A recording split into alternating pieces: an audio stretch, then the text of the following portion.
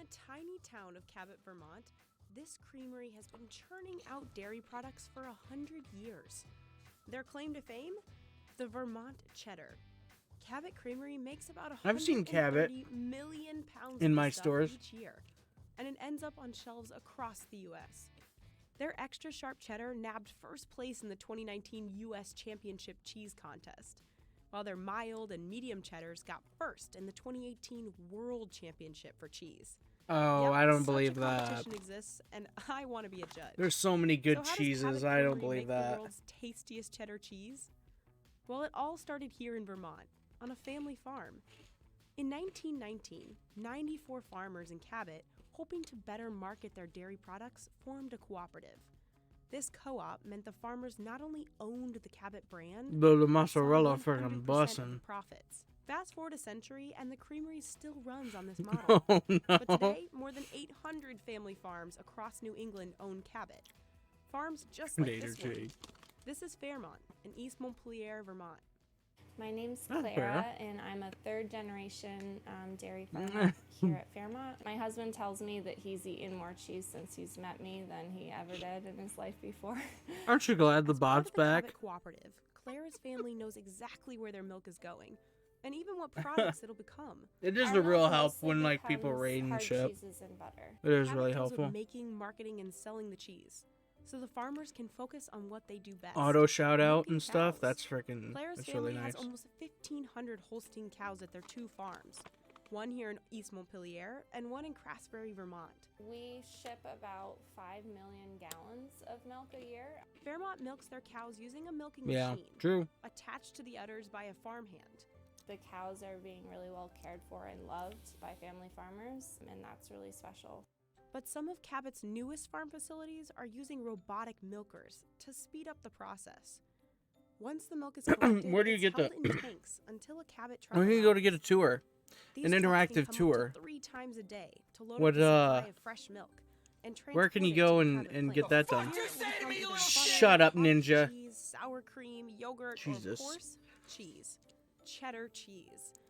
It takes Cabot about 10 gallons of You milk to make right. just 1 pound of cheese.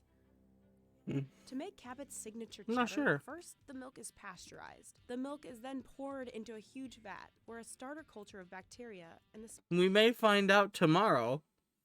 We may. We might find out tomorrow. special enzyme called rennet are added in. This combo jumpstarts the process of curdling the milk into cheese. And as the cheese is formed, big steel wires break it down into small curds and a liquid known as whey. Once the cheese curds are cooked through, the whey and the curds head to the finishing table. Here, the whey is drained out. Salt is added in to cut some of that acidity.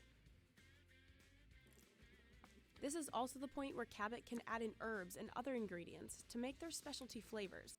Well, I'm sorry for stopping so much, but tomato basil as a combo is like more that they're like it's a more popular duo than Bonnie and Clyde.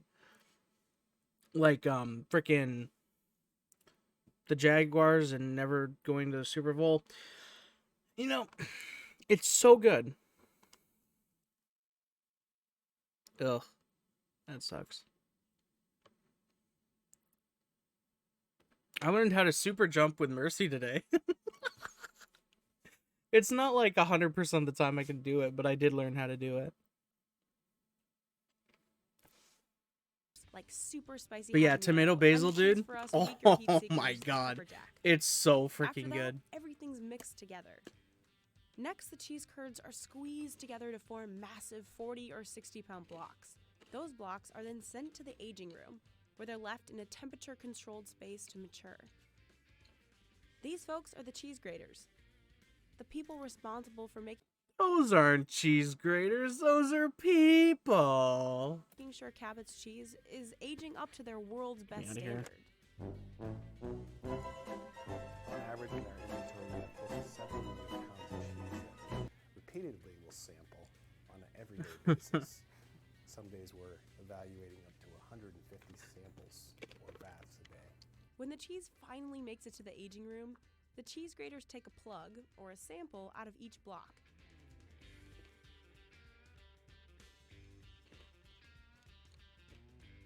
It's pretty creamy cheese. Good flavor. It's a good Monterey Jack, a little salty. And Monterey Jack is typically a short-aged cheese. So younger cheese, it's got moisture added to it. Make a unique profile. As the cheddar gets older, the flavors that develop become more intense. Yeah, every batch tastes a little bit different.